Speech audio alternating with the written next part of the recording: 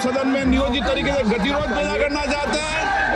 You should learn some basic manners. मैं उसको condemn करता हूँ और ऐसे फर्जी रिपोर्ट को हम कभी नहीं मानेंगे। आपको गुस्सा आएगा तो मेरे को परेशानी होगी। आज आप वक्फ की संपत्तियों को कब्जा कर रहे हैं, ठीक है। कल गुरुद्वारा की करेंगे, फिर मंदिर की करेंगे, फिर चर्च की करेंगे। All the dissent notes of the opposition parties also entered in place on the record. There's a wrong thing.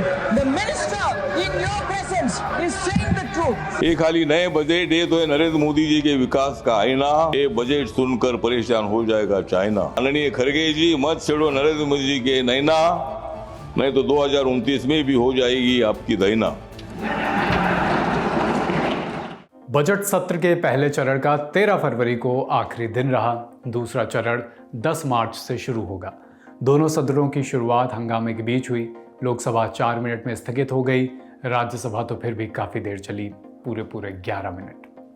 आज की कार्यवाही के 2 मुद्दे अहम रहे। पहला, वक्फ अमेंडमेंट बिल 2024 की जेपीसी रिपोर्ट। दूसरा, नया इनकम टैक्स बिल। जब जिक्र वक्फ बिल का हुआ तब हंगामा हुआ, वॉकआउट हुआ। सभापति से लेकर गृह मंत्री ने समझाया, दूसरी तरफ विपक्ष ने अपनी शंकाएं जाहिर की। हालांकि सदन में बहुमत का असर दिखा और भी बहुत कुछ। सबकी पोटली बनाकर आपके सामने हाजिर हैं संसद सत्र के दिनों में आने वाला हमारा ये विशेष शो लेकर, जिसका नाम है संसद में आज।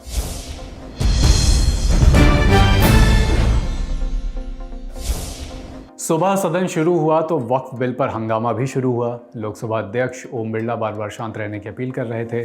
जब बात नहीं बनी तो उन्होंने विपक्ष से कहा कि गतिरोध अच्छी परंपरा नहीं, आप क्या चर्चा नहीं चाहते क्या? प्रश्नकाल के अंदर किसी मुद्दे की इजाजत नहीं दी जाती। ये परंपराएं और नियम है संसद के। आप सदन नहीं चलाना चाहते, आप सदन में नियोजित तरीके से गतिरोध पैदा करना चाहते हैं, मान्य सदस्यों का हक अधिकार छीनना चाहते हैं। सभा की कार्रवाई आज 2 बजे तक के लिए स्थगित की जाती है। इसी के बाद लोकसभा दोपहर 2 बजे तक के लिए स्थगित हो गई। कुछ ऐसा ही हाल राज्यसभा में भी रहा। हंगामे के बीच सभापति जगदीप धनखड़ ने भारतीय जनता पार्टी के सांसद मेधावी श्याम कुलकर्णी को सदन में वक्फ अमेंडमेंट बिल 2024 की जेपीसी रिपोर्ट टेबल करने के लिए कहा। विपक्ष इसका विरोध कर रहा था और इसी बीच राष्ट्रपति द्रौपदी मुर्मू का एक संदेश आया। सभापति धनखड़ सदन में वो संदेश पढ़ना चाहते थे। हालांकि विपक्ष के हंगामे के बीच सदन 11:20 तक के लिए स्थगित हो गया। Do you want me to take ultimate action? Take your seat. You are forcing me. You are not only forcing, the consequences are severe. घड़ी में 11:20 होने के साथ ही राज्यसभा में एक बार फिर कार्रवाई शुरू हुई। मौका था 0R में कांग्रेस के सांसद प्रमोद तिवारी के बोलने का, लेकिन उससे पहले ही हंगामा फिर से एक बार शुरू हो गया। जब हंगामा ज्यादा बढ़ा तो सभापति जगदीप धनखड़ ने विपक्षी सांसदों से कहा कि आप संसद के सदस्य होने का अपमान कर रहे हैं। But go to your seat. You should learn some basic manners. Go to your seat. Don't think you are learn to yourself. You are ridiculing the position of member parliament. आप संसद सदस्य होने का अपमान कर रहे हैं। जब इस पर भी बात नहीं बनी तो सभापति धनखड़ ने विपक्षी सांसदों का नाम लेकर कहा कि आप लोग सदन का माहौल खराब कर रहे हैं। श्री समीरुल इस्लाम, श्री नदीमुल हक, I have to explain and something. Mohammad Abdullah. These 3 honorable gentlemen Sir, have created chaos in the house. no. Disruption in the house. Disruption in the house. इस दौरान नेता विपक्ष मल्लिकार्जुन खड़गे लगातार बोलने का मौका मांग रहे थे। उन्होंने बिल को लेकर प्रमुख आपत्तियों का जिक्र किया। हमारा एक ही विषय है, जो वक्फ बोर्ड की जेपीसी की रिपोर्ट है, जिस रिपोर्ट में अनेक सदस्यों ने अपना डिसेंट नोट दिया है, वो नोट देने के बावजूद भी प्रोसीडिंग से निकालना और उन मेजॉरिटी मेंबर्स के व्यूज सिर्फ उसमें रखकर बुलडोज करना, ये ठीक नहीं है। ये कंडेमेबल है और एंटी डेमोक्रेसी है, एंटी प्रोसीजर है। और दूसरी चीज, और दूसरी चीज, नॉन स्टेक होल्डर्स बाहर से बुला के उनको जो होना, उन लोगों को खड़ा करके उनका स्टेटमेंट ले रहे। और जो इतने लोग पार्लियामेंट में जो भी डिसेंट नोट दिए हैं, क्या उसमें कोई एक पढ़ा लिखा नहीं है, कोई जानता नहीं है, और वक्फ बोर्ड एक्ट को कोई पढ़ा नहीं है? मेरे को बड़ा ताजुब लग रहा है। अरे आपको अगर कुछ करना भी है तो आप डिसेंट नोट के व्यूज को प्रिंट करके या अपने रिपोर्ट में डाल के बोलना चाहिए, उसके बजाय उसको डिलीट करके अगर कोई रिपोर्ट होती है मैं उसको कंडेम करता हूं। और ऐसे फर्जी रिपोर्ट को हम कभी नहीं मानेंगे, सदन कभी नहीं मानेगा। विपक्ष का आरोप था कि ज्वाइंट पार्लियामेंट्री कमेटी यानी जेपीसी में जो विपक्ष के सदस्य थे उनका डिसेंट माने उनकी आपत्ति हटा दी गई है। आम आदमी पार्टी के सांसद संजय सिंह इस बीच बोले, हमारे पक्ष से आप सहमत असहमत हो सकते हैं, लेकिन उसे कूड़ेदान में कैसे डाल सकते हैं? मैं जेपीसी का मेंबर हूं इस पूरी रिपोर्ट में। और सर, मैं आपसे बड़ी विनम्रता पूर्वक ये बताना चाहता हूं कि हमने अपना पक्ष रखा। हमारे पक्ष से आप सहमत हो सकते हैं, असहमत हो सकते हैं, लेकिन उसको कूड़ेदान में कैसे डाल सकते हैं? सारे पूरे सर, एक मिनट सर, आप मेंबर्स को तो बोलने दीजिए। विविधता में एकता भारत की विशेषता है सर। अलग अलग धर्म के लोगों को अपनी धार्मिक मान्यताओं के हिसाब से पूजा अर्चना उपासना करने की छूट है। आज आप वक्फ की संपत्तियों को कब्जा कर रहे हैं, कल गुरुद्वारा की करेंगे, फिर मंदिर की करेंगे, फिर चर्च की करेंगे। अब मौका था विपक्ष के आरोपों पर सरकार के जवाब का। सबसे पहले जवाब दिया कैबिनेट मंत्री भूपेंद्र यादव ने, उसके बाद उठे किरण रिजिजू जो खुद भी मंत्री हैं। सर, सेलेक्ट कमेटी का प्रोसीजर रूल 72 से लेकर रूल 92 तक दिया गया है, जिसमें पावर जो है चेयरमैन की वो रूल 90 के रूल 7 सब रूल 1 में दिया गया है। क्या कर रही हूँ मैं? रूल 7 का सब रूल 1 पढ़ रहा हूं, जिसमें चेयरमैन को पावर देके लिखा गया है, if in the opinion of the chairman the committee of minute of dissent contains word, phrases और expression which are unparliamentary, irrelevant और otherwise inappropriate, he may order such word, phrases or expression to be expunged from the minutes of dissent। ये power तो rule पे दे रखी है, और ये जो रूल्स की पावर है ये आपके समय के बने हुए। सर, जब रूल्स के अंदर पावर है तो उसके बाद जो रिपोर्ट है, रिपोर्ट पार्ट ऑफ हाउस है। जब रिपोर्ट यहाँ पर आए तो ये चर्चा कर सकते हैं, पर ये नहीं कह सकते कि जो पार्लियामेंट के चेयरमैन ने पावर का इस्तेमाल किया वो गलत तरीके से किया। वो जो रूल्स की पावर है। Some of the concerns raised by the opposition party, I have just checked it. There is no deletion, there is no removal of any part of the report. Everything is tabled on the floor of the House. On what basis you can raise this kind of issues? Don't mislead the House. In the appendix also, all the dissent notes are also attached. All the dissent notes of the opposition parties are also attached and placed on the record of the House. They can't mislead the House in this manner. पक्ष और विपक्ष की बहस में वित्त मंत्री निर्मला सीतारमण इस बीच उठ खड़ी हुई और ये कहा, The minister has said categorically, and then the clarification about the rules are very clear, but we are being misled in this house as though there's a wrong thing. The minister in your presence is saying the truth, and they don't want to even look at. And here is a member who says, how does the minister know? Isn't the minister the member of this house? What is this kind of a misleading of the house by honorable members who are supposed to be familiar with the rules? It's outrageous, sir. अब तक घड़ी में बज चुके थे 12:01। विपक्ष के सांसद सदन से वॉकआउट कर गए। जेपी नड्डा बोलने के लिए खड़े हुए। विपक्ष पर इशारा करते हुए उन्होंने कहा कि कुछ लोग देश को तोड़ने की कोशिश कर रहे हैं, ये देशद्रोही गतिविधियों को प्रोत्साहित करने की कोशिश है। अभी विपक्ष ने वॉकआउट किया। सभापति जी, मैं कहना चाहता हूं, आज प्रातः से आपने पूरे तत्परता के साथ विपक्ष को पूरा मौका दिया और ये चाहा कि जो उनके बिंदु हैं या जो उनकी कंसर्न्स हैं, वो सारे कंसर्न्स यहाँ पर चर्चा में आए। कुछ सदस्यों ने नियमों को तोड़ा भी, उस पर भी आपने बहुत दरिया दिल दिखाते हुए वो प्रयास किया कि उन पर कोई एक्शन ना हो और उनको आपने वार्न किया। विपक्ष ने बहुत गैर जिम्मेदाराना व्यवहार किया है और इसकी निंदा होनी चाहिए। और ये तुष्टीकरण की राजनीति है। This is a politics of appeasement. ये देश को कमजोर करने के लिए, जॉन बेटा, ये क्वेश्चन आवर जरूर है, लेकिन क्वेश्चन आवर में सबसे बड़ा क्वेश्चन ये है कि कुछ लोग देश को तोड़ने की साजिश करते हैं। कुछ लोग, some people are trying to fight against the Indian state.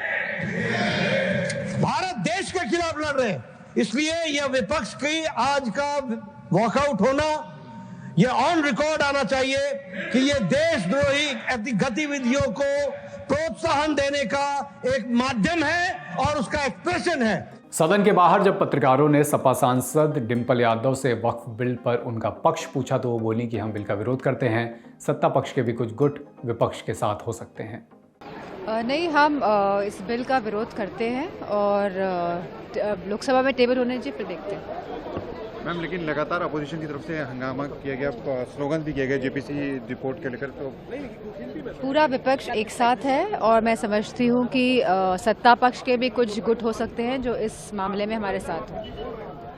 1 घंटा और बीता था, अब बारी थी बजट पर चर्चा की। विपक्ष की ओर से खड़े हुए इमरान प्रतापगढ़ी, उन्होंने कहा कि बजट को लेकर इन दिनों नई शब्दावली आई है, तुष्टिकरण बनाम संतुष्टिकरण। बोले कि वित्त मंत्री अपने भाषण में महंगाई के माँ तक का जिक्र नहीं करती। कभी सुदामा पांडे धूमिल जी ने कहा था कि एक आदमी रोटी बेलता है, एक आदमी रोटी खाता है, एक तीसरा आदमी भी है जो न रोटी बेलता है न रोटी खाता है, वो सिर्फ रोटी से खेलता है। वो तीसरा आदमी कौन है? मेरे देश की संसद मौन है। सभापति महोदय, वो भी क्या दिन थे जब संसद में देश का बजट पेश होता था तो देश की सड़कें ठहर जाया करती थी। रेल बजट पेश होता था तो लोगों की उम्मीदें रेल के डिब्बों की तरह पटरियों पर दौड़ने लगती थी। पूरा देश धड़कने रोक करके वित्त मंत्री और रेल मंत्री को सुना करता था। अफसोस, अब बजट पेश हो जाता है, मीडिया चैनल सरकार का महिमा मंडन करते हैं और बेचारी जनता बजट के आंकड़ों के शब्द जाल में उलझी हुई महीनों बाद समझ पाती है कि उसका तो फिर से कट गया। सभापति महोदय, पिछले 2 साल अमृतकालीन बजट पेश किए गए और इस बार एक नई शब्दावली गढ़ी गई है, तुष्टीकरण बनाम संतुष्टीकरण का बजट। सभापति महोदय, सुनने में कितना अलंकारिक लगता है ये शब्द। सोच रहा हूं देश की वित्त मंत्री और प्रधानमंत्री जी से पूछूं कि आखिर किसकी संतुष्टि? जिस बजट में मनरेगा के लिए 1 रुपए की बढ़ोतरी ना हो, वही पुराना 86,000 करोड़, जबकि पहले ही 9,754 करोड़ का घाटा हो, जिस मनरेगा से करोड़ों मजदूरों के घर में चूल्हा जलता हो, उस मनरेगा में काम करने वाले गरीब मजदूरों के लिए अगर आपके खजाने से 1 रुपया भी इजाफी नहीं निकल सका तो भला कौन संतुष्ट हुआ साहब? इस देश का गरीब मजदूर या आपके उद्योगपति दोस्त? वो जो महाराष्ट्र में लोकसभा और विधानसभा के बीच में 40 लाख मतदाता बढ़ाए गए थे, अरे उन्हीं के लिए मनरेगा का थोड़ा सा बजट बढ़ा देते। क्या उसमें मनरेगा का एक भी मजदूर नहीं था 40 लाख लोगों में? सारे के सारे 12 लाख की छूट वाले से आगे के लोग थे। सभापति महोदय, कल जब वित्त मंत्री जी देश की संसद में भाषण दे रही थी तो वहां मुंबई में कोई गरीब इंसान जब अपनी जेब टटोल करके अपनी मोटरसाइकिल में 1 लीटर पेट्रोल भरवा रहा था तो उस पेट्रोल की कीमत थी 103 रुपया प्रति लीटर। आखिर इतना महंगा पेट्रोल डीजल खरीद के कौन संतुष्ट हो रहा है? इस देश के गरीब लोग या फिर सरकार के चहेते धन्ना सेठ? सभापति महोदय, वित्त मंत्री जी इस बजट को मध्यम वर्ग को संतुष्ट करने वाला बजट बता रही हैं। अरे मैडम, हम आप यहां पर बैठे रहते हैं और वहां बाहर इसी दिल्ली में 1 लीटर दूध, चाहे वो अमूल का हो या फिर मदर डेयरी का हो, उसकी कीमत 73 रुपए लीटर है। इतना महंगा बेच करके कौन संतुष्ट हो रहा है? गरीब जनता या आपके धन्ना सेठ दोस्त? सभापति महोदय, इस सरकार का बाजार और महंगाई पर कोई नियंत्रण नहीं रह गया है। चाहे देश में लहसुन 400 रुपए किलो बिक जाए, टमाटर 100 रुपए किलो बिक जाए, प्याज का दाम सुनकर आंखों में आंसू आ जाए, लेकिन वित्त मंत्री महोदया बजट में महंगाई का मां भी नहीं बोलती हैं। बच्चों की किताब और पेंसिल तक पर टैक्स लगाने वाले सरकार से मैं पूछना चाहता हूं कि आप मध्यम वर्ग का हितैषी बताते हैं खुद को, तो शर्म नहीं आती है? खुद को धार्मिक कहने वाली सरकार भगवान श्री कृष्ण के प्रिय खाद्य पदार्थों दही और मक्खन तक पर जीएसटी लगाती है और बात करती है मध्यम वर्ग की हिमायती होने की। 18 अगस्त 2015 आरा का बिहार का ऐतिहासिक मैदान, सजा हुआ मंच, हजारों की भीड़ और सामने खड़े हुए देश के प्रधानमंत्री का भाषण। बिहार के भाइयों बहनों, आज मैं बिहार के लिए पैकेज की घोषणा कर रहा हूं। 50,000 करोड़ कर दूं कि ज्यादा कर दूं? अखिलेश भाई, 60,000 करोड़ कर दूं कि ज्यादा कर दूं? 70,000 करोड़ कर दूं कि ज्यादा कर दूं? 80,000 करोड़ कर दूं कि ज्यादा कर दूं? चलो, मैं बिहार को 1.25 लाख करोड़ का पैकेज दे रहा हूं। 10 साल हो गए सभापति महोदय, वही ढाक के 3 पात। बिहार आज भी विकास की बाट जो रहा है, भाषण आज भी प्रधानमंत्री जी के यूट्यूब चैनल पर सुना जा सकता है। जो झूठ बोल के करता है मुतमईन सबको, वो झूठ बोल के खुद मुतमईन नहीं होता। सभापति महोदय, ये तो राहुल जी का असर है। कौन सा शब्द सर, कौन सा शब्द? झूठ। ठीक है सर, मिथ्या बोल करके, जो मिथ्या बोल के करता है मुतमईन सबको, वो मिथ्या बोल के खुद मुतमईन नहीं होता। मखाना और मैखाना बोर्ड की भी सदन में चर्चा हुई। ये राहुल जी का असर है जो मखाना बोर्ड की घोषणा हुई। अखिलेश जी, आपको याद होगा भारत जोड़ो न्याय यात्रा में 30 जनवरी 2024 को बिहार के रंगभूमि मैदान में राहुल गांधी जी का पूर्णिया में भाषण था और उसमें मखाना को लेकर उन्होंने आवाज उठाई थी। ये उनका असर है कि आपको मखाना बोर्ड बनाना पड़ा, वरना तो आप मैखाना बोर्ड बनाने वाले लोग हैं। 2 बजे तो लोकसभा में एक बार फिर कार्रवाई शुरू हुई। सांसद अपने अपने नंबर के क्रम से वो मुद्दा बता रहे थे जिस पर सदन में चर्चा होनी है। 7 मिनट बीते तो लोकसभा अध्यक्ष ओम बिरला ने जगदम्बिका पाल का नाम पुकारा। डुमरियागंज से सांसद और वक्फ बिल पर बनी जेपीसी के अध्यक्ष जगदम्बिका पाल। नाम लेते ही सदन में विपक्ष के सांसदों का शोर एक बार फिर शुरू हो गया। मुद्दा था वक्फ संशोधन विधेयक 2024। विपक्ष के शोर का जवाब दिया गृह मंत्री अमित शाह ने। माननीय अध्यक्ष जी, विपक्ष के कुछ सदस्यों ने आपत्ति जताई है कि इनके जो विमत है, डिस्प्यूट्स है, इनको पूरी तरह से नहीं रखा गया है। मैं मेरी पार्टी की ओर से आपको विनती करना चाहता हूं कि विपक्ष के जो डिस्प्यूट्स है, एक सिरनीर कर आप संसदीय कार्यप्रणालिका के उपयुक्त रूप में जो जोड़ना है वो जोड़े। इसमें मेरी पार्टी को कोई आपत्ति नहीं है। अगला एजेंडा बताने के लिए ओम बिरला ने वित्त मंत्री का नाम पुकारा। मुद्दा था नए इनकम टैक्स बिल का। फिर बारी आई सांसद सौगत राय की। उन्होंने बोलना शुरू ही किया था कि कुछ देर में विपक्ष के सांसद वॉकआउट कर गए। Manish Tiwari ji, simple law, the old law had 298 sections and 145 schedules. So there is no simplification. इसके बाद वित्त मंत्री ने इनकम टैक्स बिल को पेश करने के लिए उठी। बिल पेश किया। लोकसभा में सरकार के बहुमत के चलते बिल ध्वनि मत से पास हो गया। Sir, with your permission, sir, 3 members have mentioned about the objections to introduction of this bill. I'd like to say that actually Sri N.K. Premchandran's objection doesn't seem to be correct at all, because, and that's also mentioned in my introductory remarks, the Income Tax Act was originally enacted in 1961, came into effect in 1962, sir. At that time, they had only 298 Act sections, and that is correctly referred.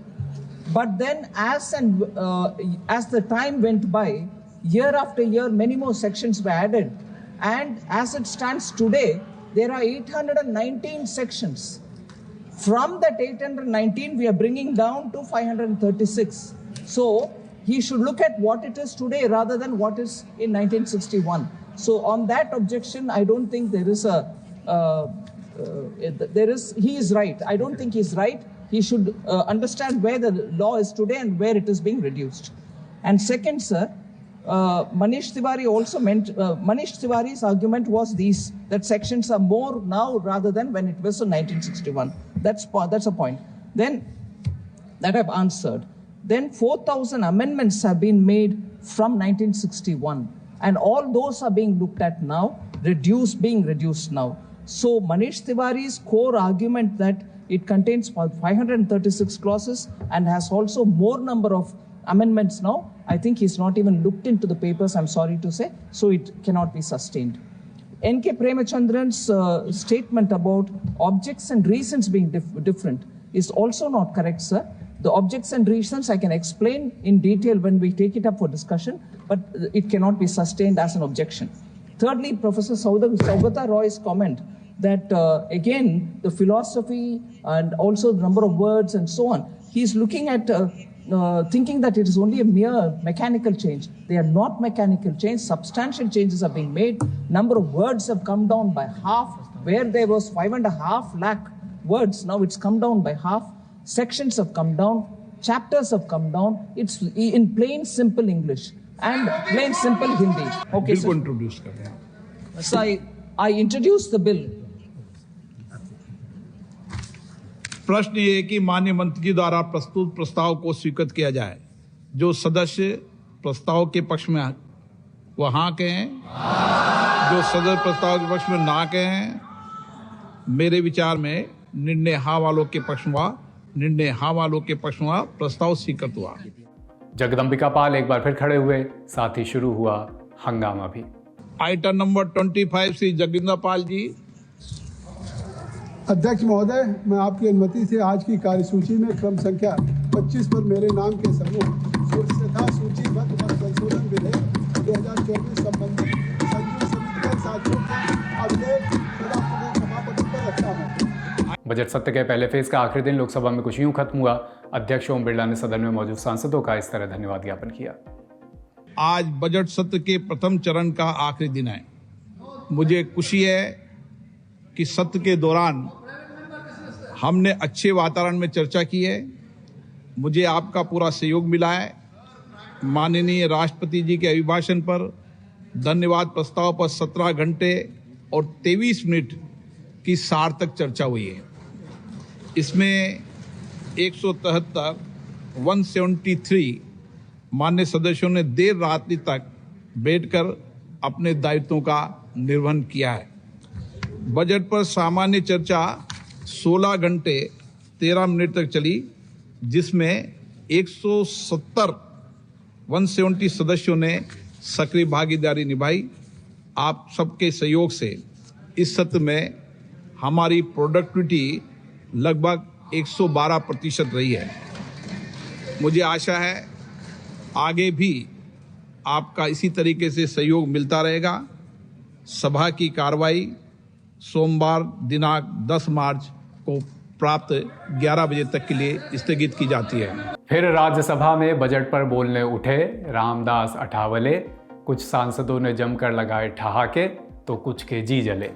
बहुत खराब rhyming मैंने की, लेकिन आप यही बातें इसी तरह की राइम अपने ही अंदाज में रामदास अठावले ने जब की उसे सुनिए. 2025-26 का ये बजट 2025-26 का ये है नहीं है खाली बजट. ये तो है नरेंद्र मोदी जी के विकास का आईना.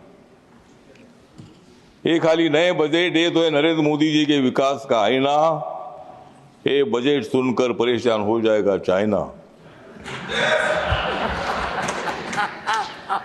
माननीय खड़गे जी, मत छेड़ो नरेंद्र मोदी जी के नैना. माननीय खड़गे जी, मत छेड़ो नरेंद्र मोदी जी के नैना, नहीं तो 2029 में भी हो जाएगी आपकी दैना. इस बजट से खुश है मैन कॉमन. इस बजट से खुश है मैन कॉमन, क्योंकि अच्छा बजट देने वाली अर्थ मंत्री है निर्मला सीतारामन. बजट से अब देश में रहेगा अमन.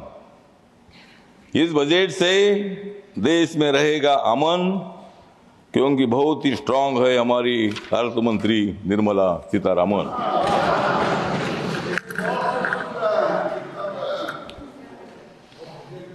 अब तो टूट रहा है विपक्षी दल, अब तो टूट रहा है विपक्षी दल, मोदी जी के हाथ में ही होगा कल। पहुंच रहा है घर घर में नल से जल, पहुंच रहा है घर घर में नल से जल, मोदी जी ही निकाल सकते हैं समस्या का हल। अब आपको आज की कार्रवाई का लब्बो लुआब भी बता देते हैं। दोनों सदनों में हंगामा हुआ, वॉकआउट भी हुआ, जैसे कि हमने लगातार आपको बताया भी, और इसी बीच वक्फ बिल फिर जेपीसी की रिपोर्ट भी संसद में पेश हो गई। साथ ही नया income tax bill select committee को भेज दिया गया है। आज बजट सत्र के पहले फेज का आखिरी दिन था। अब आपसे मुलाकात होगी 10 मार्च को, जब एक बार फिर हम हाजिर होंगे संसद में आज का ये शो लेकर। आज का एपिसोड ये अंक लिखा है रजत पांडे ने। देखते रहिए लल्लन टॉप। शुक्रिया।